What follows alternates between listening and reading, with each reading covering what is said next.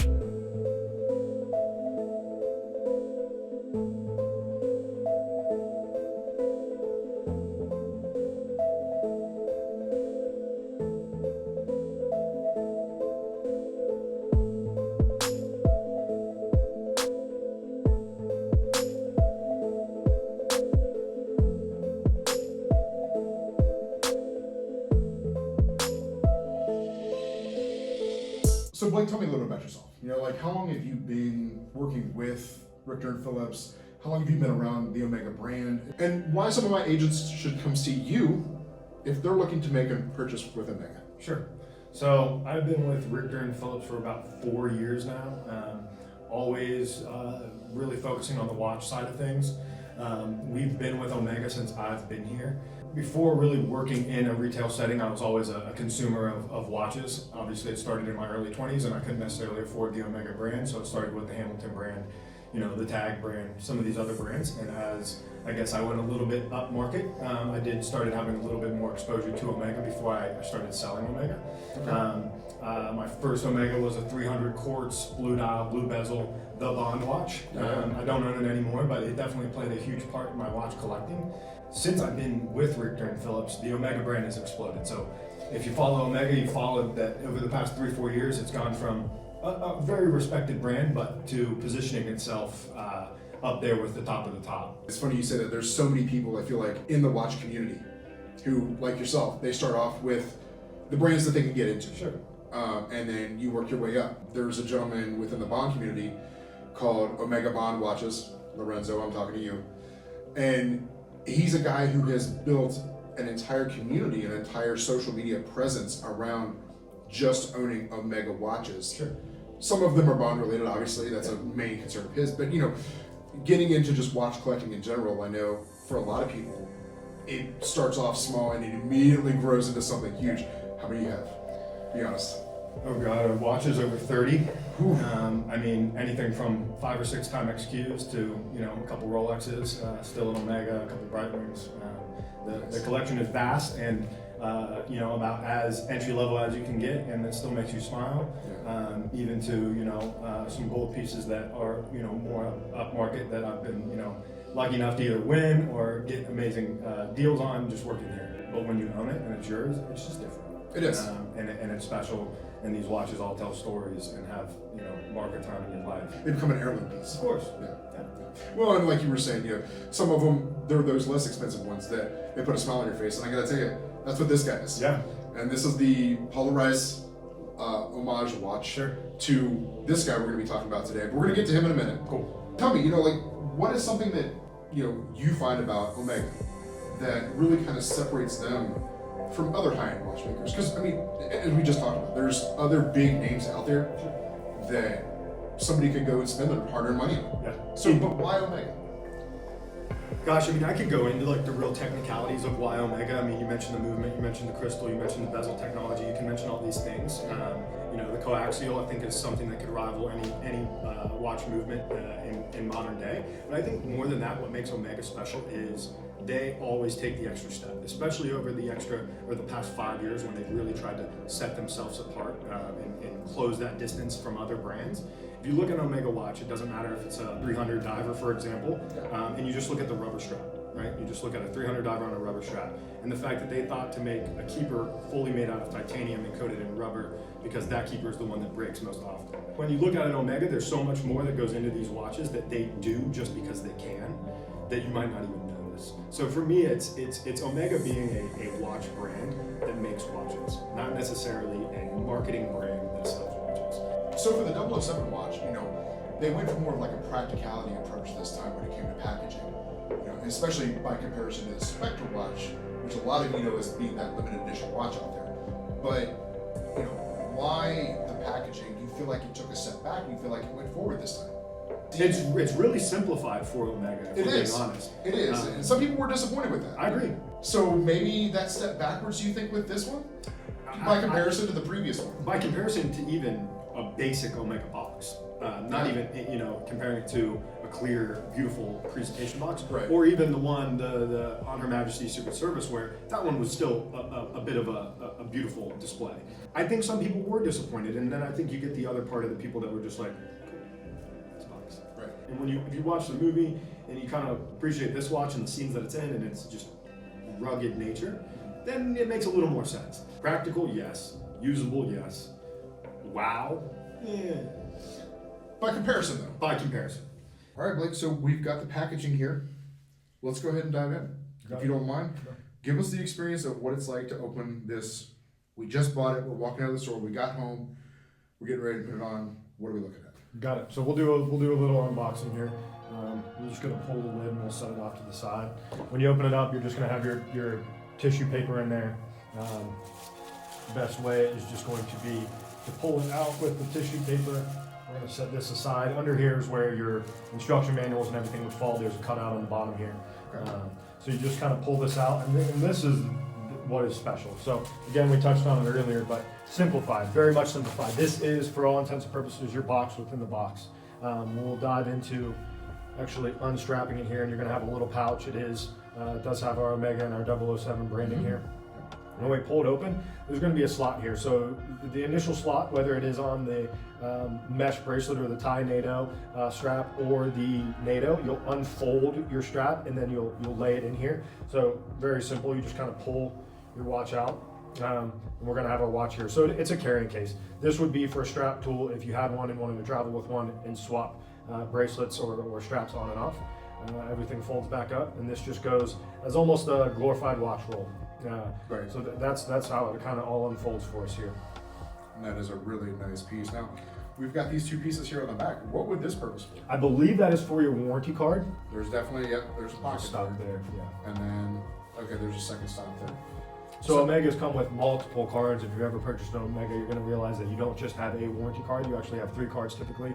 One's going to be a pictograms card. The other is going to be a master coaxial card, and then the third will be international warranty cards. And then you get all your fun facts about your watch if you scan the pictograms card. Okay, wonderful. And then I was actually wondering. I didn't know if that was in me not owning a premium watch yet. Sure. Getting into that as soon as possible. Yeah. But I was wondering what that was because I was like, I'd seen this before and I was thinking to myself like, I don't think they're going to give you an Omega ink pen. Yeah. Yeah. So that makes much more sense. You would have thought, I mean, if you're familiar with any of the other packaging, and you know, again, another extremely iconic watch, the Speedmaster. The old Speedmasters came in giant boxes that were almost suitcases, and then they came with a loop and a strap tool and extra spring bars.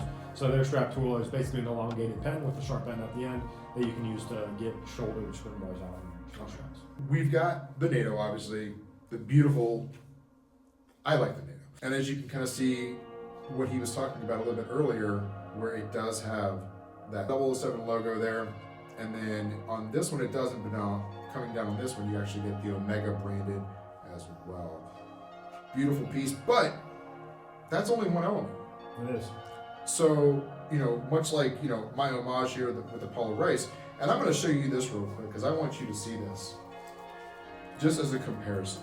And obviously, when they're really side by side, it's a pretty big difference. Sure. But the feel of it, it's actually much heavier than even I thought when it was going to come in. It even still has that beveled dome. And I did a review on this watch too, and I'm going to leave a link for that video at the end of this so you guys can kind of see the comparison difference. But I wanted to show you this. I mean, it's even got the screw back, the beveled, crystal. It's automatic. The fake helium, of course, but the bracelet I feel like is really where it's like the telltale. Yeah. As soon as I felt the bracelet and the difference, it was an immediate like, okay, yeah, we have jumped miles ahead. Yep.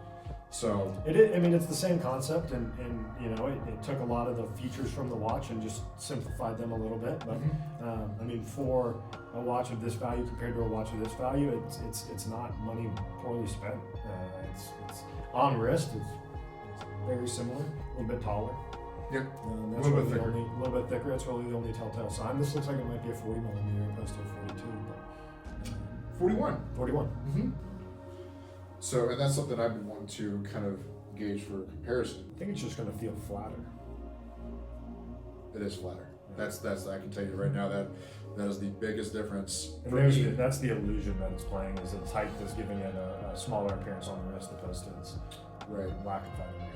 Now, one thing I can tell you, and you can kind of play with this too, and is the crown dial. It's much. It's there. It's not bad. A lot of backplay. Yeah. And that's what I noticed too. But this is so much more precise. The precision on this one is really, really where this one shines. And for everybody out there who, you know, may not understand why these exist, why do we see these on a lot of watches? It's just referred to as a 60-minute bezel. So the real purpose there is and was and still is for diving. So you would take your pip or your pearl at the top, and you would line it up on your minute hand, and then as time elapses or continues to go, you're going to be able to count down. So you take you would take your pip or your top dial here, and you'd roll it around all the way until you get to the minute, and that's just going to tell you how long you've been underwater, the long and the short of it. It's not going to let you add time to your dive, so you can only go one way. You cannot go back the way you came. But if you ever accidentally did bump it, you can take time away from your dive. So you can accidentally think you've been down longer than you have been, but you can't think that you have been down less than you have been. So it's a safety measure. I mean, today, I'd say maybe 90% of the people I sell these watches to are using it to time stakes, not to go diving. But that is all user preference. I love it. Time stakes. How do you like yours? Medium rare. Medium rare, my man. Yeah. That's exactly me too. Yeah, if you got a good steak, a good cut steak, anything longer, and you're killing it. I agree. Taking all that flavor out. So talk to me. Obviously, this bracelet is going back to that homage. It's not bad. Sure. It's worn very well. I've had this now for roughly 3 months. Sure. And I've had zero issues out of it. Yeah. Now they don't recommend this guy, of course, to go more than 3 bars. Yeah. So it's pretty much splash resistant. Sure. Don't take it in the pool, don't take it in the shower. Yeah. That was kind of a bummer when I found that out. Sure. But at the same token, that's a pretty easy thing to, with something like this, you get home, you take it off. Yeah. You put it away, Yeah. And a lot of people, I think, especially when they're going this level, they do that too. I agree. I don't see a lot of people hopping in the shower with their Omega on. No, I mean, we definitely get those people, and it's more than capable, so have at it. No, yeah. But more often than not, the watch goes off, you go to bed, you wake up, you put your watch back on. Exactly. So it's not a thing that I think it's not a heartbreaker on that watch to not have great water resistancy. It's a benefit and it's an added feature and it's a thing that would make it cost more. Absolutely. So it just doesn't have it, which if you appreciate it for what it is. So we do have, now this is, the titanium was not available for this shoe, but this is the stainless. It is. So it's the same exact strap, just stainless steel instead of titanium. So it's the steel NATO, not the tie NATO. Right, exactly. So and really the only difference is weight and luster. Yeah. When they're right next to each other, you can clearly see the difference. But the feel is there. Yeah. I mean, it's identical in the feel. And that's I think that's one of my favorite things about this bracelet is to the eye, you see texture. Sure. But when you feel it, it glides like glass. Yeah. It is, especially if you've got it perfectly flat, it's almost perfectly smooth. There's a slight texture, but I mean, to the eye, it looks, and I mean, this one is textured. Sure. I mean, you see this one, and yes, you feel that, but that's something I really loved about this. And then the clasp is as beefy. I mean, that's a nice beefy clasp too. So I can definitely see why someone would like this. Sure. Now, what's your take on the fake holes? So I mean, they serve a purpose. So, more than being fake, this is how the watch is adjusted. So you pop it open and then your strap slides in and out. So it's holes to size your watch. So to me, it's kind of cool. It adds a little bit of a rough aesthetic, I guess, to some people, but it's purposeful. So it serves a purpose in order to kind of wear this watch, whether you swell up or down or you need adjustments. It's very easy to make adjustments to this watch. And you would just kind of open this little clasp here, snap it into the next location, and call it a day. And then everything snaps back over. So, I'm not a big fan of like racing holes on straps or any of these other stuff, but this is purposeful. Again, their idea is that they wanted to make a metal NATO strap. I'm sure one day Omega will figure out how to do a seamless fix and have it be reliable and trusted. Right. This is just not going anywhere. So there's the ones that use friction, like we have over here, and you'll see on like Timex Qs and stuff like that, where it's a friction push and it locks it in. They're just time tested, not gonna last. The friction wears away, and then all of a sudden your strap sliding in and out, and the watch falls on the ground. Your watch falls down when it's $9,000. It's not fun. It's not fun at all.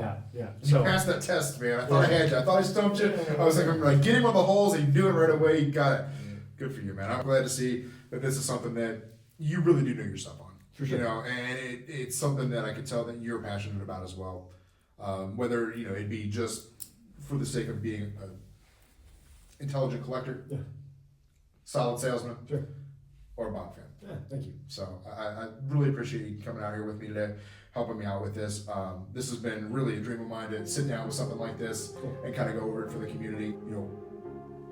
This watch has been reviewed 100 times. Sure it is. But to sit down personally for myself, thank you very much. It's really been a pleasure.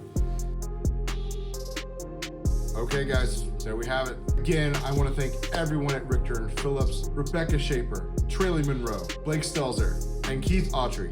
Everybody there has been fantastic. They even have some really amazing bracelets that go with your Apple Watch. I'm going to leave all their socials and their links below, so be sure to check them out on Instagram and their website. But they are in the heart of downtown Cincinnati at 601 Main Street. I also want to thank my loving daughter Alexis for her involvement and all of her help today, as well as my actor CJ Coward for stepping in and playing number 14. Guys, thank you so much. I feel very blessed to be able to do this today. It's been a great week for me. Happy summer 2022. Thanks for stopping by. And as always, say it with me. Merry Christmas 007.